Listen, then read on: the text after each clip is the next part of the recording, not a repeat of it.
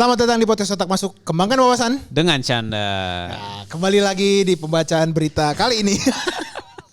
Nick, kita ngebahas apa sih, Nick?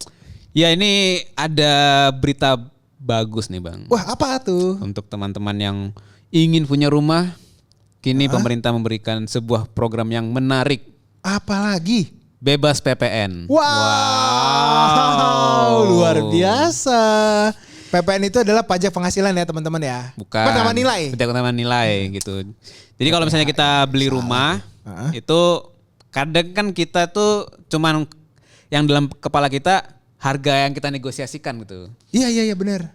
Berapa nih? 500 juta, 600 juta. Iya. Padahal sebenarnya yang kita bayarkan sebagai pembeli rumah adalah harga rumah plus PPN, betul, pajak pertambahan nilai, plus ada BPHTB, itu pajak yang berkaitan dengan penyerahan barangnya. Oh, pajaknya gitu. ada dua. Ada dua, gitu. Nah, pemerintah mungkin di tahun 2023 mereka merasa properti ini lagi kurang bergairah. Ya. Mereka memberikan insentif berupa bebas PPN untuk rumah di bawah 2 miliar. Ih, ngeri dong ya. Iya. Nah, tapi kalau beli rumah nih, Ya. Nick, kan nggak cuma pajak. Ya. Kita juga harus mention juga nih ada biaya biasanya notaris, bener gak ya? Benar. Ada notaris, Biaya ada notaris. apa lagi? Setahu gue biaya notaris, PPN sama BPHTB itu sih. Itu BPHTB udah termasuk kayak ngurus-ngurus pajak apa PBB gitu nanti lah. Ada lagi PBB, lagi. PBB ada lagi nanti. Wih, Ya PBB juga mungkin termasuk ya. Termasuk ya? Termasuk. Jadi memang kalau beli rumah teman-teman nggak cuma harga yang naik setiap hari Senin, tetapi juga harus dilihat totalnya ya. Misalkan kita Benar. sering kalau lewat jalan tol atau nggak ada di sosial media kita iklan rumah Ya. sekarang banyak kan ya. Benar. Kadang ada yang 400 juta, 500 juta, 1M, 1,5M ya. Harus dihitung secara total. Betul. Ya. Gitu. Nah, ini kita ambil berita sumbernya dari ada Antara, Detik sama pajak.com ya. Jadi inisiasinya dari Menteri Koordinator Bidang Perekonomian nih, Pak Erlangga gitu. Dia mengatakan bahwa Pak Jokowi sebagai presiden kita Di saat 2023 2023 ingin membebaskan pajak pertambahan nilai untuk pembelian rumah di bawah 2 miliar hingga Juni 2024. Nah, Wih, lumayan makanya ya. nih, jadi makanya ini jadi sangat penting karena timeline-nya pun juga cukup pendek ya. Betul. Nah, sampai Juni 2024 sehingga teman-teman juga kalau ada planning beli rumah, ya mungkin ini salah satu fasilitas yang bisa dimanfaatkan. Betul. Gitu. Sama ini sih teman-teman, kalau memang kan kemarin kita udah ngomongin tentang tabungan, cara berhemat ya kan, Ya. mindset. Nah ini misalnya teman-teman, yang kemarin gue bilang nih targetnya, gue mau beli, gue udah nabung 1M. Betul. Nah 1M nih mau beli rumah nih, ya kan? Oke. Realistis dong. Realistis.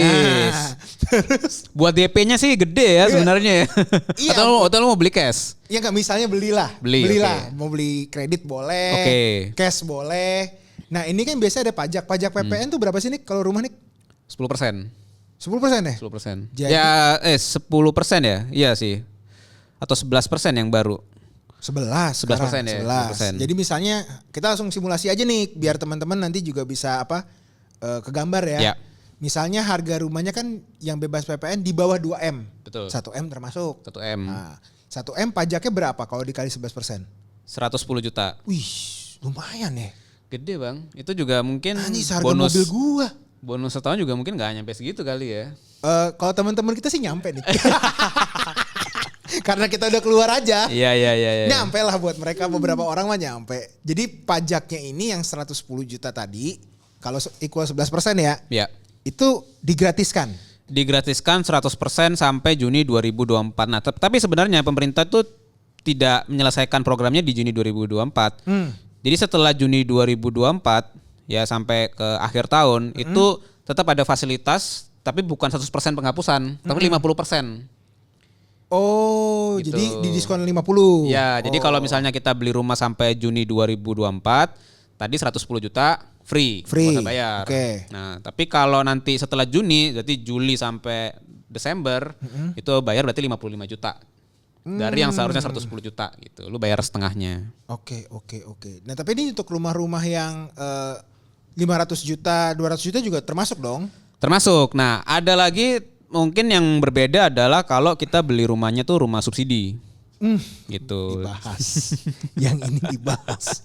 Ya gimana nih kalau rumah subsidi nih? Ya, jadi pemerintah tuh juga memberikan fasilitas atau tambahan program gitu ya. Akan membantu biaya administrasi sebesar 4 juta Ih, serius loh? ya untuk pembelian rumah bagi masyarakat berpenghasilan rendah MBR hingga 2024 dengan kriteria rumahnya itu 350 juta. Jadi selain lu dapat fasilitas bebas PPN, lu dapat lagi subsidi 4 juta. Subsidi 4 juta untuk biaya administrasinya. Oke, tadi itu gitu. biaya akta notaris, Ya, gitu.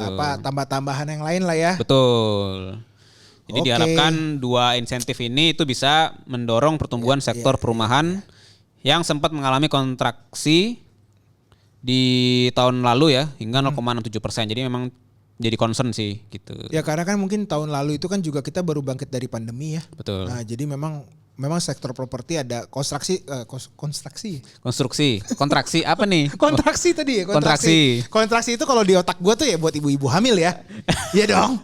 Tapi ini kan berarti kan ada pergerakan yang tidak menguntungkan lah. Iya. Ya kan? Makanya kalau dengan stimulus, bahasa bagusnya nih. Betul. Stimulus yang diberikan pemerintah kita untuk bebas PPN, terus rumah subsidi ditambah lagi 4 juta, EBB-nya ya berharap rakyat kita bisa membeli rumah, baik itu subsidi ataupun non subsidi. Ya, dan ini juga ternyata ada informasi ya dari Pak Erlangga, dia bilang bahwa sebenarnya masyarakat itu sedang membutuhkan 12,1 juta rumah. Jadi ada kebutuhan sebanyak 12 juta rumah sebenarnya. Gila ya, banyak juga ya. Benar. Kalau satu rumah aja buat 5 orang lah, taruh 10, berarti sekitar 500 juta orang loh. Enggak dong. Ya matematika gue payah. Enggak, 12,1 juta tuh udah termasuk orang di dalamnya. Oh, udah termasuk orang di dalamnya. Itu kan satu rumah 4 orang bang. Iya. Lu bukan satu orang. Gue kira dia butuh 12 juta rumah. 12 juta rumah, benar. Bener dong. Iya, 12 juta rumah. Ya kalau misalnya buat penduduk Indonesia ada 2 orang gitu ya. Ada 2 orang, berarti di dalamnya itu menampung 24 juta orang. penduduk. Iya, lumayan lah, hampir 10% lebih. Ya, benar. Wah, kalau 12,1 sih menurut gue ya, dan ini tersebar kan, gak mesti di Jakarta atau di Pulau Jawa kan. Benar. Dimanapun itu ya mestinya sih bisa ngebantu teman-teman yang milenial ataupun yang Z. Kita kan pernah bahas yang kemarin bahwa sulit juga ya untuk ngajuin KPR ya. Ya. Nah ini sekarang KPR-nya masih bisa kan, tapi bisa. Bebas pajak nih ditambah lagi nih. Betul, jadi lumayan membantu karena kalau PPN kan nggak bisa dicicil. Betul, langsung dibayar. Ya, yang dicicil adalah nilai rumah pokoknya. Nah, jadi PPN-nya harus dibayar di muka, yang mana kalau beli rumah sampai bulan Juni 2024 itu udah nggak perlu bayar lagi, keluar paling biaya notaris sama BPHTB. Ya contoh kayak rumah yang 500 juta deh, kita nggak usah ngomongin yang 1M. Ya kan, jadi kan berarti dia bebas PPN 50 juta. 55 jutaan. Ya. Ya ibaratnya dia bisa langsung nyicil lah ya dengan penghasilan kan tuh kan di bawah atau nggak sama dengan UMR lah ya. Ya untuk 20 tahun sih harusnya sih quite oke lah ya. Oke. Bagus juga pemerintah kita mikirnya sekarang ya. Pasti ya. Apalagi di tahun-tahun ini bang ya. Iya, tapi memang kalau untuk nyicil rumah teman-teman nggak cuman PPN aja, tapi ketika kita udah akad kredit, nah itu juga kita harus komit tuh. Benar. Ya walaupun PPN-nya bebas ya cicilannya enggak dong. Cicilannya harus dibayar dong. Tapi juga tolong diperhatikan pada saat membeli rumah adalah disesuaikan dengan kemampuan. Dan lokasi kerja Anda. Ya. Tolong disesuaikan. Karena kalau kerjanya di Tanjung Priok, rumahnya di Bogor. Lumayan. Jadi harus teman-teman bijak juga menurut gua. Ini udah dapat stimulus, tapi kita juga harus ngelihat lokasi kerja kita, terus kemampuan kita. Betul. Sama di rumah itu juga nanti kan gak cuman ngomongin fixed cost untuk cicilan, tapi variable costnya, listrik, air, dan lain-lainnya lah. Ya. Nah itu juga menjadi point of view dalam mempertimbangkan beli rumah. Siap. Gitu sih. Ini gila juga ya. Berarti teman-teman tuh udah lebih gampang ya beli rumah sekarang ya, Nick ya? Iya, tapi ya ingat ini waktunya juga sangat terbatas ya. Jadi emang setiap hari Senin ya. Harga rumah naik. Tapi kalau menurut lo dengan kayak begini nih Nick ya. Iya. Kan lo udah punya apartemen. Nah lo mau nambah gak dengan stimulus kayak gini? Pertimbangan lo apa kalau dari sisi lo? Nanti dari sisi gue. Kalau nambah sih kayaknya enggak ya. Karena suatu hal yang berlebihan juga gak bagus lah menurut gue gitu. Tapi mungkin gini, ada pertimbangan juga sebenarnya kenapa gua nggak ambil karena uang terbatas gitu. Tapi kalau teman-teman misalnya udah punya satu properti dan kebetulan juga ada rezeki, itu bisa juga ya istilahnya berinvestasi. Investasi itu kan nggak bentuknya selalu saham atau emas gitu kan. Tapi properti juga jadi satu investasi yang ada 2 income stream yang bisa didapatkan. Yang pertama dari sewa gitu ya. Misalnya nggak ditinggalin, ya udah sewain aja, kontrakin gitu. Sama nanti mungkin 10-15 tahun lagi ketika misalnya butuh dana untuk major gitu ya, misalnya emergency atau buat sekolah kuliah anak, itu rumahnya bisa dijual dan harganya kecenderungannya selalu naik setiap tahun gitu. Dan yang kalau dari gua, kenapa gua sih mau kalau gue ya dengan tabungan yang udah mulai siap nih, gua akan milih lokasi, tapi jadi lokasinya nggak deket dari rumah sih sebenarnya sih. Tapi untuk investasi yang bener lo bilang. Jadi misalnya gue mau beli di Bali, 1M mah dapet daerah-daerah Jimbaran, Nusa Dua. Wih mantap. Ya biar kayak Hotman bro, begini-begini bro. This is my villa. Bikin guest house apa gimana? Jadi ya mungkin bisa jadi guest house bisa. Tapi tadi gue sepakat sama lu sih, mendingan dikontrakin. Kalau gue modelnya juga sama, dapat stimulus kayak gini, nggak mesti ditinggalin juga nggak apa-apa. Yang penting gue affordable. Betul, untuk ngebayar cicilannya, gue untuk maintenance-nya, sama yang teman-teman jangan lupa juga ya tadi pajaknya kan ada PBB juga setiap tahunnya. Terus ada yang tadi kita bahas juga ada maintenance atau utility-nya. Nah, dan yang paling penting juga akui di SPT Anda. Ya. Itu harus diakui di SPT Anda. Kalau kagak selesai. Sudahlah, kita jangan lari dari pajak gitu kan. Sama yang penting juga pilihlah developer yang sudah misalnya direkomendasikan pemerintah atau enggak memang sudah jelas developernya gitu. Kok kan ada kasus-kasus juga ya Bang ya? Ya kita sih belum bisa ngomongin faktanya kayak gimana ya, tapi yang seliweran kan juga ada rumah-rumah yang dibangun baik itu subsidi atau non subsidi, tapi developernya bandel, kabur gitu loh. Jadi bijak juga menganalisa. Kan tadi kan kita bahas di episode sebelumnya kan, kalau mau investasi analisa dulu nih. Bener gak sih developernya gitu. Nah biasanya kalau kita pakai kredit perbankan ya yang sudah dicek sama pemerintah, mereka yang bisa ngecek itu juga tuh Nick. Ya, jadi memang kalau KPR seperti dulu kita punya episode sama Yoga ya. Apa sih kelebihannya KPR dibandingkan cash? Itu adalah KPR itu bank ikut mengawasi juga developer ini gitu.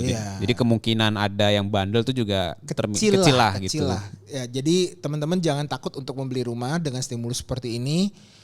Tetap jika sudah ada goalsnya, targetnya segala macam, berani aja ketika sudah mengecek. Nah, moga-moga rumahnya jadi ya kan? Betul. Bisa ditinggalin, 1 istri saja cukup. Jangan ditambah. Ngeri ya kan? Kalau mau nambah anak boleh. Nambah anak boleh, tapi memang untuk teman-teman yang punya hobi yang lain jangan ditambah-tambah dulu. Ya, ini untuk 1 PPN aja loh ya kan.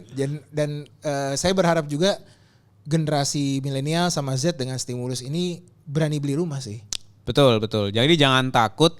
Yang penting usaha dulu. Usahanya maksudnya apa? Usaha nyari properti yang satu masuk sesuai kemampuan kita, masuk budget. Yang kedua lokasinya jangan yang terlalu jauh karena gimana-gimana juga waktu itu penting, tenaga juga penting. Kita pengennya sampai rumah tuh juga masih punya tenaga untuk ngobrol sama istri sama anak gitu ya Bang ya. Dan gak mesti langsung di dekor Instagramable ya teman-teman ya. Jadi gak semua yang kalian dilihat IG itu, wah rumahku, this is my dream house ya kan. Pelan-pelan aja, slow aja. Nanti dapat bonus, tambah lagi gitu loh. Kayaknya singkat padat jelas episode ini agar kita nggak terlalu bertele-tele nih. Benar. Yang penting tadi Niko bilang tips-tipsnya juga yang udah gue sampein. Tetap semangat kita untuk berinvestasi dan mempunyai properti di Indonesia. Sampai ketemu di lagi. episode selanjutnya. Ciao, bye-bye.